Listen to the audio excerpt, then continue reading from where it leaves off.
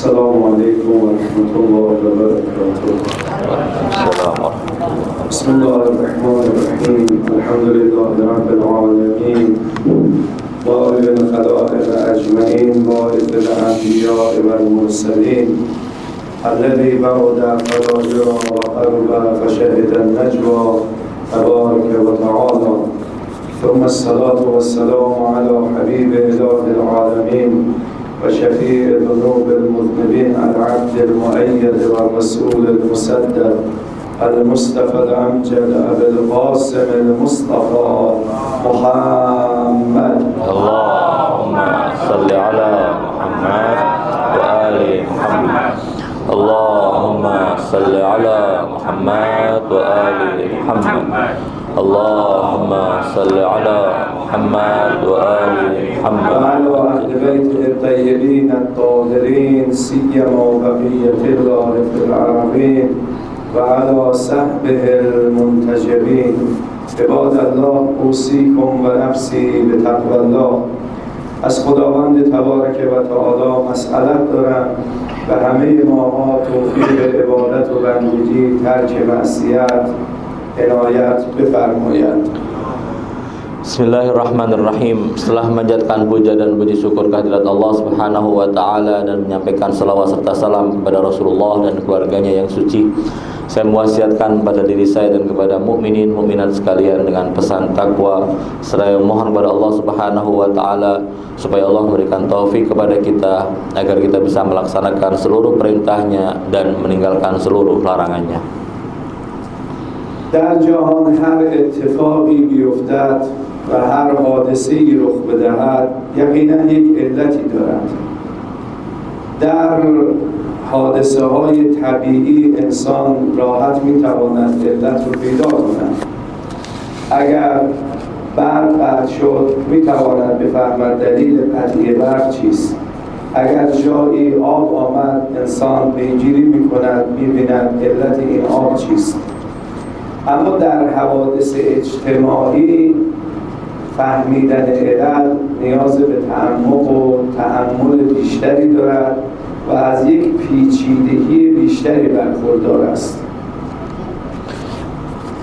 Dalam masalah kehidupan kita ada yang disebut dengan hukum kausalitas yang berlaku. Setiap kita menyaksikan adanya fenomena di dalam kehidupan kita, pasti ada penyebab atau illah di baliknya. Jika kita berhadapan dengan permasalahan yang berhubungan dengan alam, kita mungkin akan lebih mudah untuk mencari illah atau penyebabnya. Misalnya ketika kita melihat adanya listrik yang mati, kita bisa tahu penyebabnya apa. Mudah untuk mencari tahu penyebabnya. Atau misalnya kita melihat ada air yang datang, kita bisa mencari tahu dengan mudah dari mana sumbernya itu dan mengapa air itu datang. Akan tetapi berbeda halnya dengan permasalahan sosial, suatu fenomena sosial yang terjadi saat kita ingin melihat dan mencari tahu apa penyebab dan illah di baliknya, maka memerlukan pemikiran yang dalam dan kajian. در جهانی که ما زندگی می‌کنیم از خلقت آدم ابوالبشر علیه السلام تا امروز بزرگترین مصیبتی که اتفاق افتاده است مصیبت حضرت ابی عبدالله حسین علیه السلام است. به گونه‌ای که فرمود جلت و عظمت مصیبتک فی السماوات علی جمیع اهل السماوات. مصیبت تو بر آسمان ها و زمین سنگینی می‌کند و بر همه انسان ها سنگینی می‌کند. سوال این است که علت این حادثه چه بوده است و چرا چنین مصیبتی اتفاق افتاده است، خصوصا اینکه حسین پسر پیغمبر خدا بوده. سید الشهدا تنها 51 سال بعد از رحلت پیامبر به شهادت میرسند. کسانی که در حادثه عاشورا شرکت داشتند دیده بودند پیامبر چقدر اظهار محبت به سید الشهدا میکردند. Kita hidup di sebuah alam dari semenjak Allah menciptakan Nabi Adam alaihissalam sampai peristiwa-peristiwa yang berikutnya. Ada berbagai macam peristiwa dan kita bisa mempelajari masing-masing peristiwa tersebut. khususnya berkenaan dengan Sayyidus Syuhada Abu Abdillah Al-Husain, yang merupakan sebuah peristiwa yang sangat besar, sebuah musibah dan derita duka yang sangat besar yang menimpa Abu Abdillah Al-Husain. Sampai-sampai kita dalam ziarah mengatakan jallatil musibah bika alaina wa ala jami'i ahlil Islam wa ala jami'i ahli samawati wal ard, bahwa duka dan musibah Abu Abdillah Al-Husain sedemikian besar, bahkan bagi seluruh penghuni langit dan seluruh penghuni bumi, bagi seluruh manusia, peristiwa yang menimpa Abu Abdillah Al-Husain adalah peristiwa yang besar, yang menjadi pertanyaan mengapa ini bisa terjadi. Apalagi yang menjadi korban dari peristiwa itu adalah Imam Husain alaihissalam, yang merupakan cucu kesayangan Rasulullah sallallahu alaihi wasallam. Dan peristiwa itu terjadi hanya 50 tahun setelah wafatnya Rasulullah. Banyak mereka yang terlibat di dalam peristiwa Asyura menyaksikan bagaimana Rasulullah sallallahu alaihi wasallam memperlakukan Imam Husain alaihissalam dengan penuh cinta dan kasih sayang.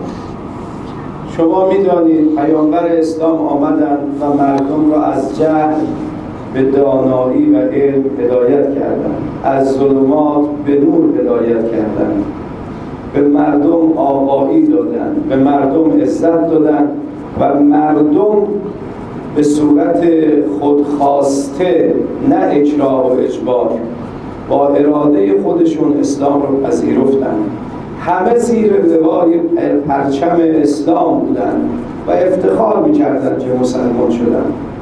اما همین مردم بعد از 51 سال از رحلت پیامبرشون جمع شدند در سرزمینی به نام کربلا و پسر پیغمبرشون رو و اهل بیت او رو به بدترین وضع به شهادت رساندند.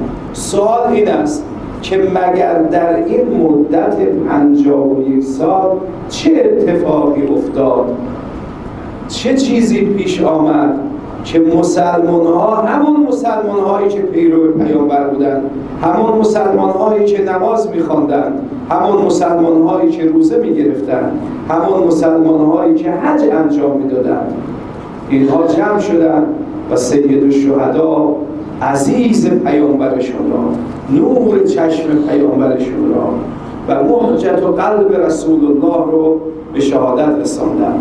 کسانی که در کربلا جمع شدند و سید الشهدا رو به شهادت رساندند نه مسیحی بودند، نه یهودی بودند، نه کافر بودند، همه مسلمان بودند، نماز هم می‌خوندند. Tentunya kita semua tahu bahwasanya Rasulullah Muhammad sallallahu alaihi wasallam telah mengeluarkan umat manusia dari kebodohan menuju kepada ilmu, dari kegelapan menuju kepada cahaya, dari kekafiran menuju kepada iman dan Islam. Dan mereka mengikuti Rasulullah sallallahu alaihi wasallam masuk kepada agama Islam, tunduk kepada dakwahnya Nabi dengan sukarela, bukan dengan dipaksa. Dan mereka bangga menjadi bagian dari umat Nabi Muhammad sallallahu alaihi wasallam. Tetapi mengapa 50 tahun setelah wafatnya Rasulullah sallallahu alaihi wasallam sekelompok orang dari mereka yang mengaku sebagai muslim berkumpul di satu tempat bernama Karbala untuk melakukan kejahatan yang paling keji, membunuh cucu Rasulullah dengan cara yang paling keji, paling kasar, paling tidak manusiawi. Padahal mereka semua mengaku diri sebagai bagian dari kaum muslimin. Mereka tahu siapa Imam Husain, mereka tahu ajaran Nabi seperti apa. Mereka berkumpul di situ, bukan orang Kristen yang berkumpul, bukan orang Yahudi, bukan orang kafir. Mereka semua mengaku sebagai orang Islam. Mereka sholat, mereka puasa, mereka haji. Mengapa mereka sampai melakukan hal tersebut kepada Imam Husain? Apa penyebabnya? یعنی مردم به جایی رسیدن که به جای شنیدن صحبت‌های پسر پیغمبرشون که معصوم بود و پیامبر فرموده بودن سید و شباب اهل الجنه است، به جای شنیدن حرف سید الشهدا پیروی از یزید ابن معاویه می‌کردند که علنا شارب خمر بود. Artinya orang-orang yang berkumpul melawan Imam Husain itu lebih memilih untuk mengikuti Yazid si peminum arak, si pendosa, daripada mendengarkan seruan dan ajakan Sayyidus Syuhada Abu Abdillah Al-Husain, yang menurut lisan Nabi beliau adalah penghulu pemuda surga. عواملی دست به دست هم داد تا ذهنیت جامعه عوض شد و همین مردم مسلمان پیرو پیامبر علیه اهل بیت پیامبر جنگیدند. Tentunya ada banyak faktor yang saling menopang dan mendukung sehingga terciptalah sebuah peristiwa besar yang korbannya adalah putra Rasulullah sallallahu alaihi wasallam. اولین عامل و فاکتور عبارت است از اجرای سیاست تبعیض نژادی. اسلام آمد و تبعیض نژادی رو برداشت، گفت انا خلقناکم من ذکر و انثی و جعلناکم شعوبا و قبائل لتعارفوا ان اکرمکم عند الله اتقاکم. بهترین شما اونیه که تقوای بیشتر داره. فرقی بین عرب و عجم نیست، فرقی بین سیاه و سفید نیست. و در زمان پیامبر همین سیاست و همین شیوه عمل میشد. اما بعد از رحلت پیامبر خداها آمدن دوباره سیاست تبعیض نژادی که قبل از اسلام و در زمان جاهلیت بود او رو اجرا کردن. اومدن به یک عده از قبایل مثل قبایل قریش برتری دادن، بیشتر به اونها میدادن. کسانی که ابتدا اسلام آورده بودن به اونها بیشتر میدادن و اونها رو جایگاه‌های بالاتری میدادن، اموال بیشتری میدادن. این سیاست تبعیض نژادی رو پایه‌ریزی کردند. Di antara faktor-faktor tersebut, yang pertama adalah faktor diskriminasi ras dan suku. Kita tahu bahwasanya ketika Islam datang, Islam menghilangkan segala macam diskriminasi dan perbedaan ras dan kesukuan. Allah Subhanahu wa taala berfirman dalam Al-Qur'an, "Ya ayuhan nas, inna khalaqnakum min dzakarin wa untha." Wahai sekalian manusia, kami telah menciptakan kalian dari laki-laki dan perempuan, dan kami jadikan kalian wa ja'alnakum syu'uban wa qabail lita'arafu. Kami jadikan kalian bersuku-suku dan berbangsa-bangsa supaya kalian saling mengenal. Lalu Allah berfirman, "Inna akramakum 'indallahi atqakum." Bahwa sungguhnya di antara kalian yang paling mulia adalah yang paling bertakwa di sisi Allah Subhanahu wa taala. Dengan demikian, menurut ajaran Islam, tolak ukur kemuliaan dan kehormatan seseorang adalah ketakwaan, bukan masalah ras dan kesukuan. Islam tidak membedakan antara yang berkulit putih dan berkulit hitam. Islam tidak membedakan antara Arab dan Ajam, dan itu yang dilakukan oleh Rasulullah sallallahu alaihi wasallam dalam perlakuan beliau kepada semua orang. Semua di mata Rasulullah sama, yang membedakan hanya ketakwaan. Namun sayangnya setelah Rasulullah sallallahu alaihi wasallam wafat, datang sebuah periode yang mana kelompok-kelompok tertentu diutamakan dibanding kelompok-kelompok yang lain. Orang-orang Arab diutamakan daripada orang Ajam. Orang Quraisy lebih diutamakan daripada orang-orang Arab non-Quraisy. Mereka yang masuk Islam lebih dulu diutamakan dibandingkan orang-orang yang masuk Islam belakangan. Pemberlakuan diskriminasi semacam inilah yang dulu pernah dihapuskan oleh Rasulullah datang kembali setelah wafatnya Rasulullah sallallahu alaihi wasallam. بر اساس قانون اسلام بیت المال مسلمان ها مال همه مسلمان ها هست به سویه، به طور مساوی باید بین همه مسلمان ها تقسیم میشه.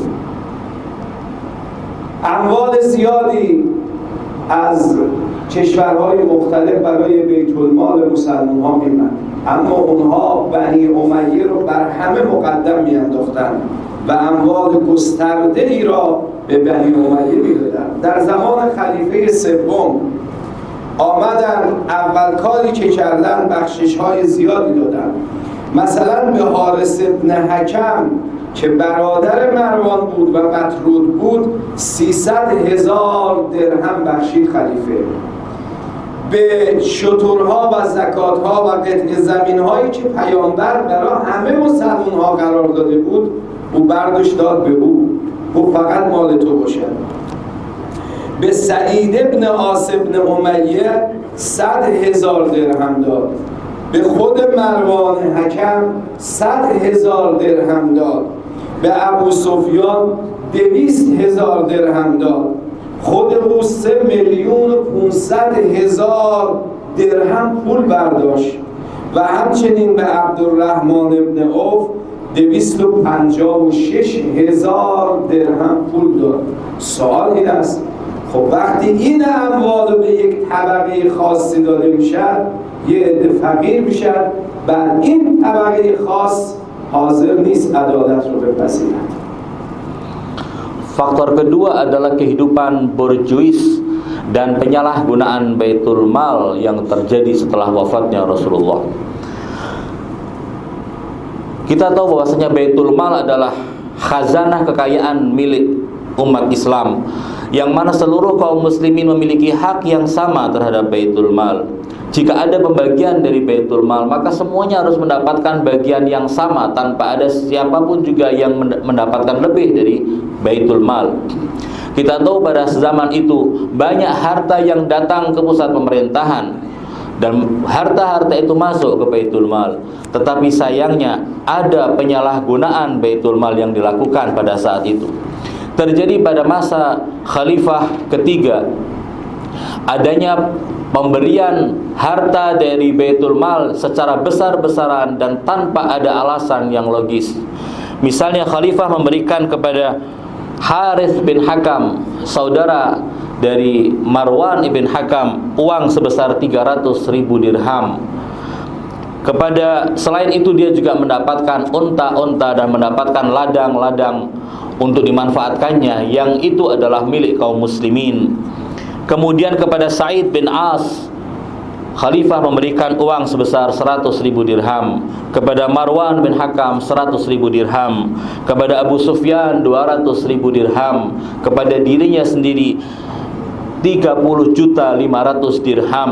Kepada Abdurrahman bin Auf sebesar 2.560.000 dirham.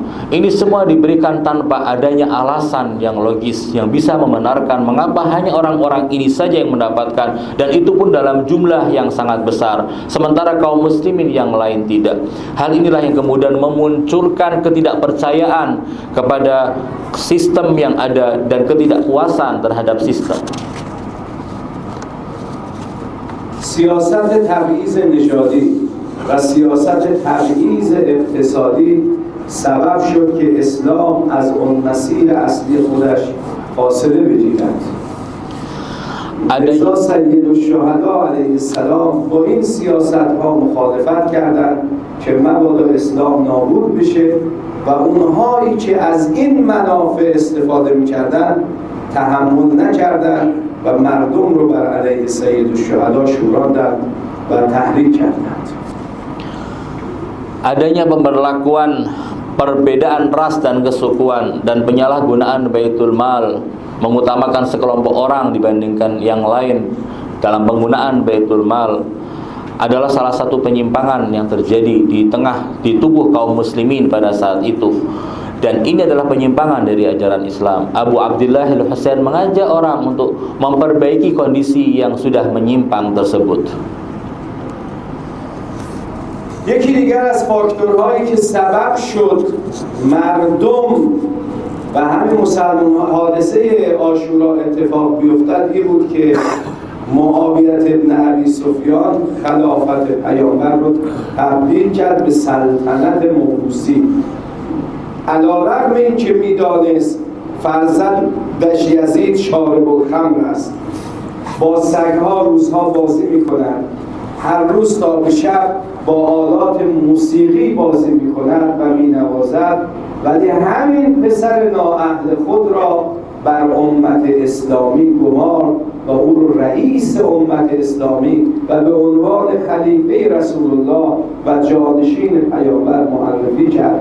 در یک نامه امام حسین بهش می‌نویسند ای معاویه، این یزید شارب الخمر است و کسی که شارب الخمر است فاسق است.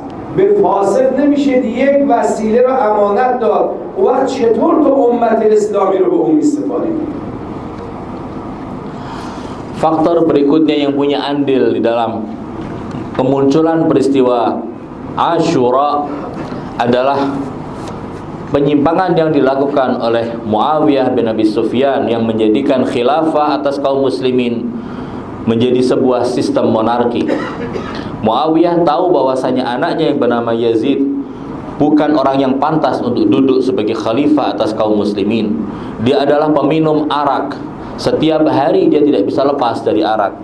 Dia biasa bermain-main dengan anjing dan kera. Dia menghabiskan waktunya untuk hal-hal yang seperti itu.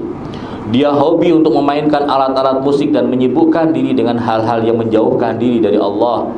Imam Husain alaihissalam kepada Muawiyah dalam sebuah suratnya mengatakan bahwa tindakanmu yang menentukan dan menunjuk Yazid sebagai pengganti penerus khilafah atas kaum muslimin adalah tindakan yang benar, yang tidak benar. Imam Husain mengingatkan Muawiyah siapa Yazid dan mengatakan orang yang seperti ini tidak layak untuk menjadi khalifah atas kaum muslimin. Sayyidus Syuhada alaihi salam با خلافت یزید ابن معاویه مخالفت کردند و فرمودند این حق ندارد و نمیتواند بر مسلمان ها امارت و حکومت داشته باشد. لذا حادثه عاشورا پیش اومد. Imam menyatakan penentangannya secara umum kepada kaum muslimin bahwa beliau tidak mungkin akan berbaiat kepada seorang seperti Yazid untuk memimpin kaum muslimin sebagai khalifah, dan itulah yang kemudian melahirkan menjadi salah satu faktor kelahiran peristiwa Asyura. عنصر و فاکتور دیگری که سبب حادثه عاشورا شد بدعت‌هایی بود که در زمان معاویه در اسلام گذاشته شد. شما مراجعه بکنید به تاریخ. یکی از اونهایی بود که احکام حج، برخی از احکام حج عوض شد. در حال احرام حرام است انسان عطر بزند، ولی معاویه در حال احرام عطر زد. و همچنین آب نوشیدن یا غذا خوردن در ظرف طلا و نقره حرام است به فرمایش پیامبر، ولی اونها این کار رو کردن، در ظرف طلا و نقره آب و غذا خوردند. یا پوشیدن لباس حریر برای مرد ممنوع در اسلام، ولی اونها این کار رو کردن. یا برای خطبه نماز عید فطر و عید قربان بعد از نماز است، ولی اونها خطبه رو قبل از نماز گذاشتن. یا از اونها سوال شد آیا جایز است جمع کردن بین دو خواهری که برده و کنیز هستن؟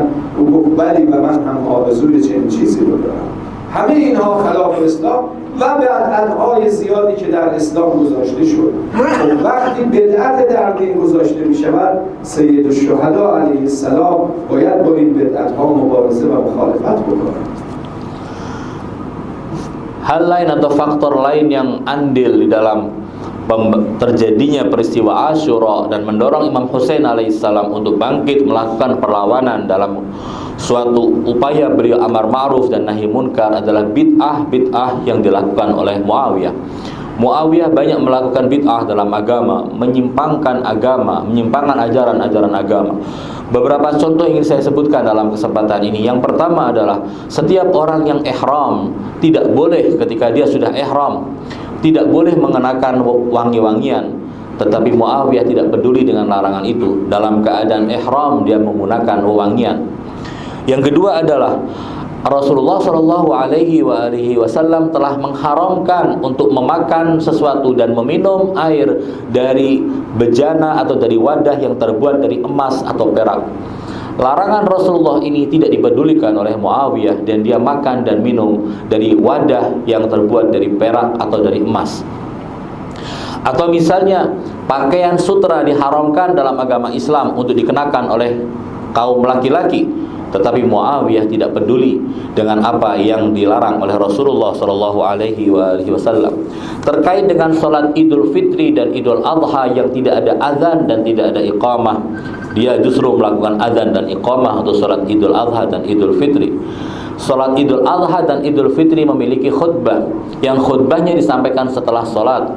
Dia melakukan bid'ah dengan pertama menyampaikan khutbah, lalu setelah khutbah baru dia melaksanakan sholat.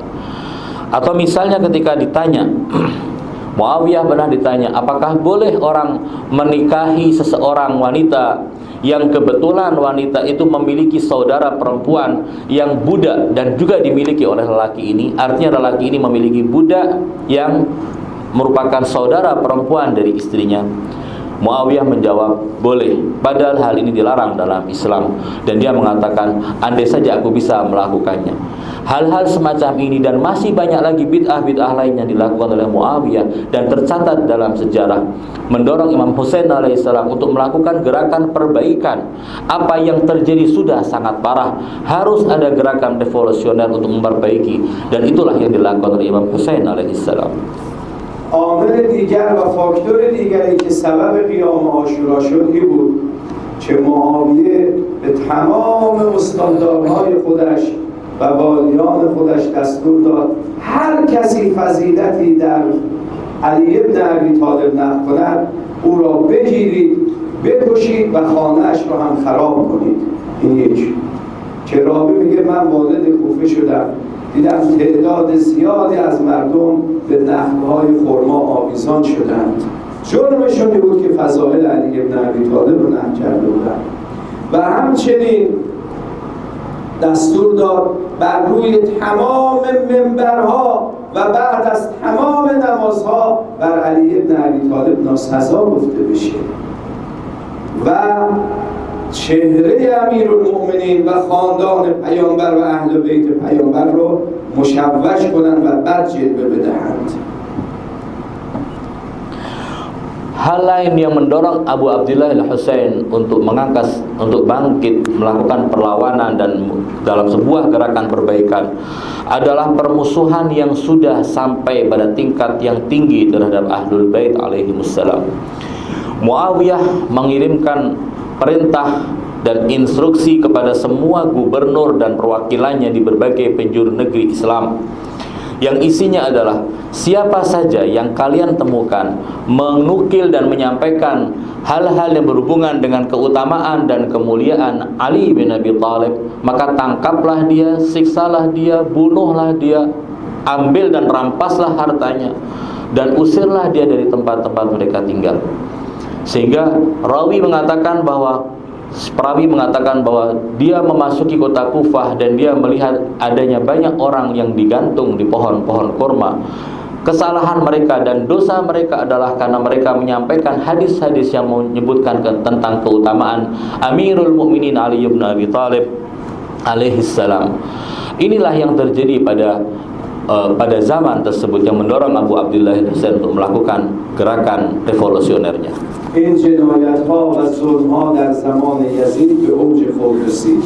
لذا در نامه امام حسین به معاویه این چنین می‌نویسد: ثم ولیت ابنك و هو غلام یشرب الشراب و ینهو بالکلاب فخنت امانتك و اخربت رعیتك ولم تؤد نصیحة ربك فكيف تولي على أمة محمد من يشرب المسكر وشارب المسكر من الفاسقين وشارب المسكر من الأشرار وليس شارب المسكر بأمين على درهم فكيف على الأمة.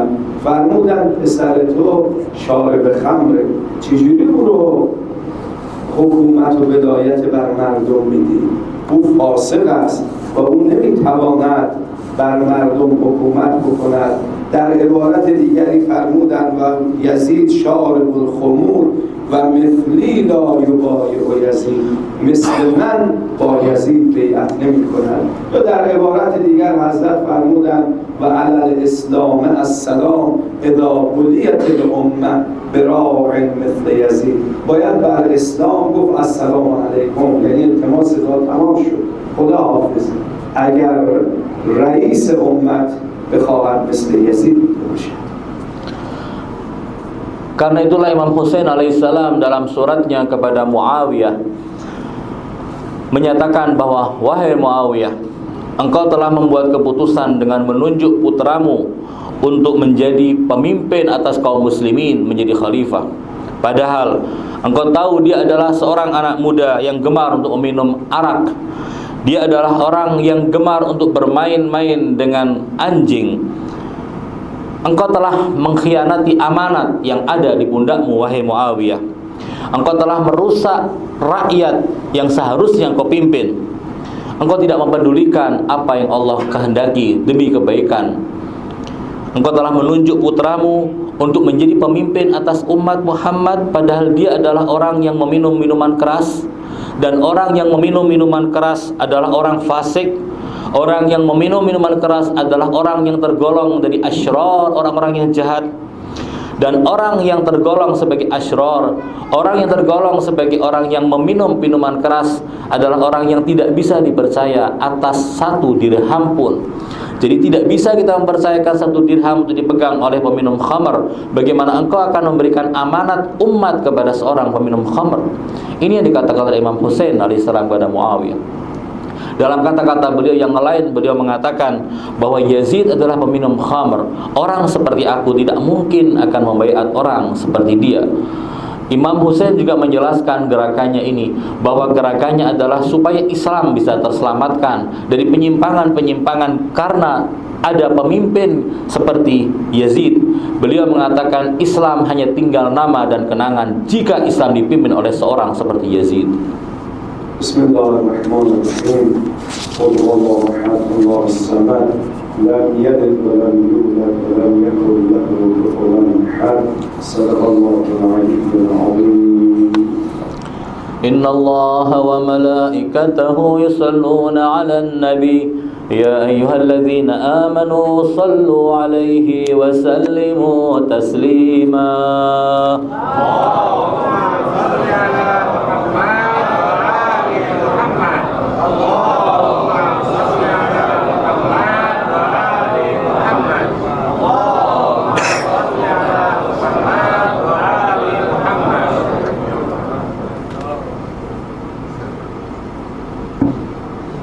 Bismillahirrahmanirrahim. Alhamdulillahi rabbil alamin. Thumma as-salatu was-salamu ala habibi ilahil alamin wa shafi'i dhunubil mudhnibin ala 'abdil mu'ayyad wa rasulil musaddad al-Mustafa al-amjad Abul Qasim al-Mustafa Muhammad. Allahumma salli ala Muhammad wa ali Muhammad.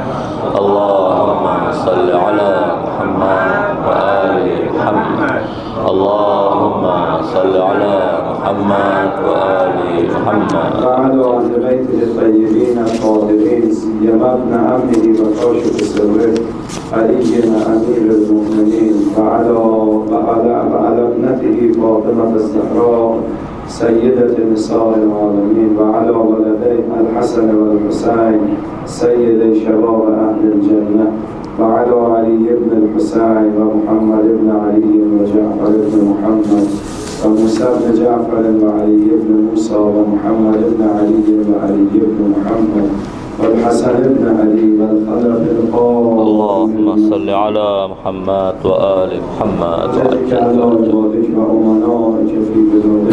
اللهم صل وسلم وزد وبارك على محمد وآل محمد كما صليت وباركت وأنعمت على إبراهيم وآل إبراهيم إنك حميد مجيد. عباد الله اوصیکم و نفسی به تقوی الله.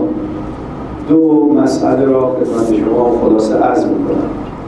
مسئله اول این که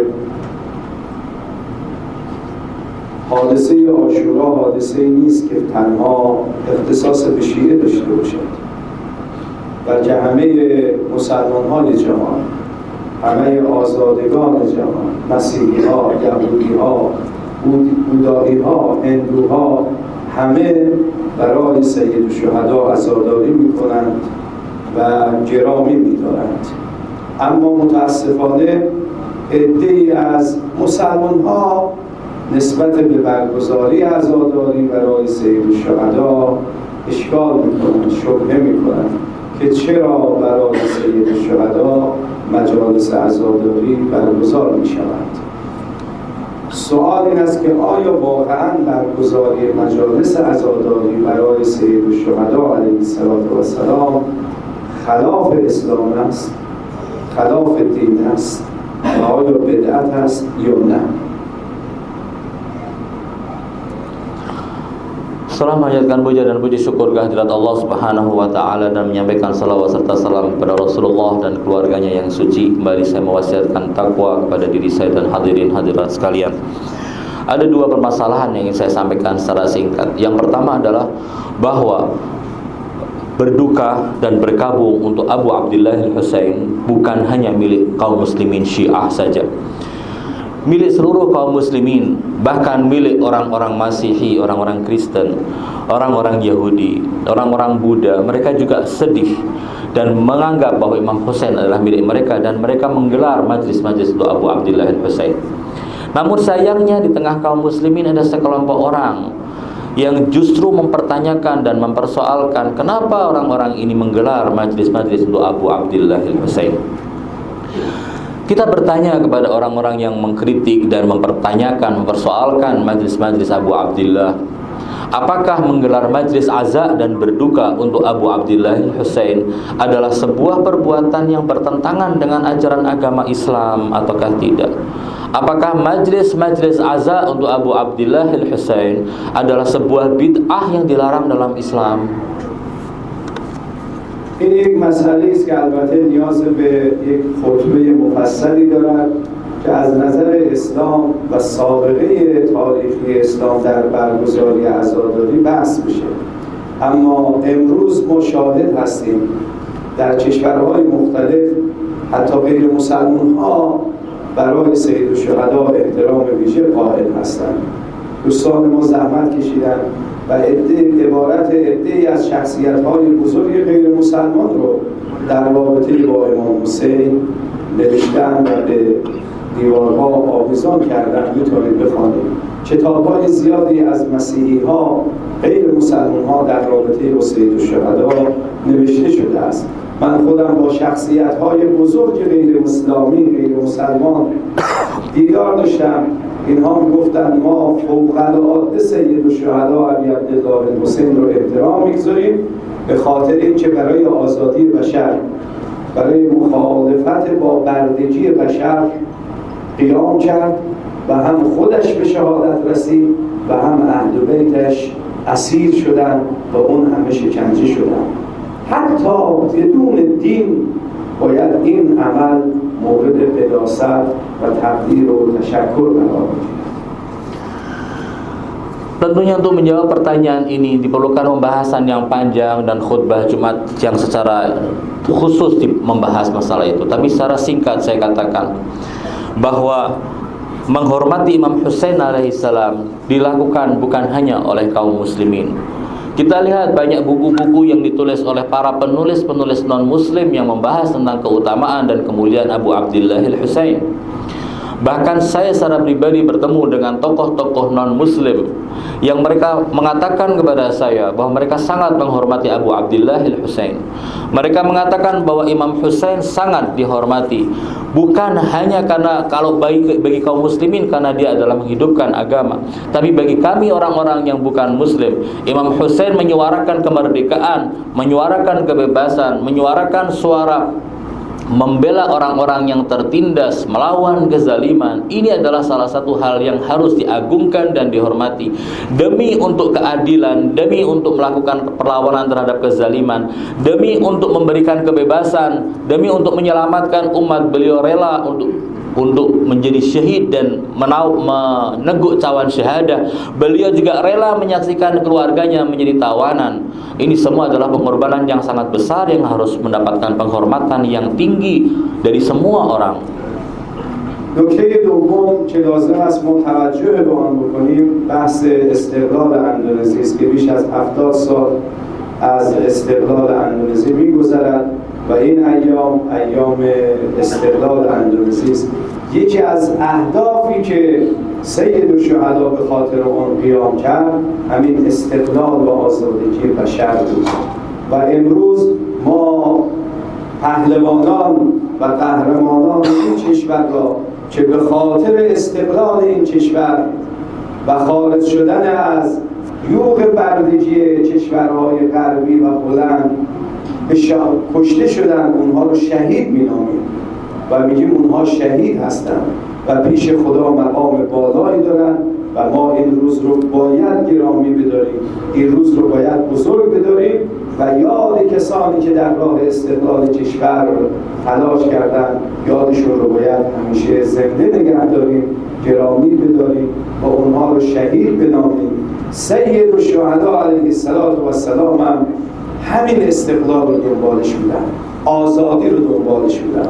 فرمودن لم یکن لکم دین فکونوا احرارا فی دنیاکم، اگر دین ندارید لااقل آزاد مرد باشید، زیر بار ستم و ظلم نرید و به دیگران هم ظلم و ستم نکنید.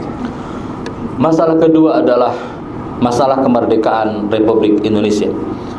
77 tahun Indonesia merdeka. Dan ini adalah satu hari yang harus kita peringati dan kita agungkan. Betapa banyak orang-orang yang terlibat untuk memerdekakan negara ini dan mengeluarkannya dari cengkraman penjajahan Belanda. Kita meyakini bahwa mereka yang terbunuh, mereka yang meninggal dalam upaya menyelamatkan dan memerdekakan negeri ini dari penjajahan, menurut kami mereka adalah para syuhada. Mereka syahid yang memiliki kedudukan yang tinggi di sisi Allah Subhanahu wa taala. Pahlawan-pahlawan ini harus dihormati, harus ditempatkan di tempat yang tertinggi, dan penghormatan kepada mereka harus terus dihidupkan. Karena sungguh mereka memiliki kedudukan yang tinggi di sisi Allah Subhanahu wa taala. Dan mereka berjuang untuk kemerdekaan. Kita meyakini salah satu tujuan dari gerakan Imam Hussein alaihissalam adalah untuk kemerdekaan, memerdekakan umat manusia dari perbudakan, dari hawa nafsu. Inilah yang dilakukan oleh Imam Hussein. Dan kami yakin bahwa perjuangan untuk kemerdekaan suatu negeri sejalan dengan misi yang dibawa oleh Imam Hussein alaihissalam dalam gerakannya. Bismillahirrahmanirrahim. Idza jaa nasrullahi wal fath ورأيت الناس يدخلون في دين الله أفواجا فسبح بحمد ربك واستغفره إنه كان توابا.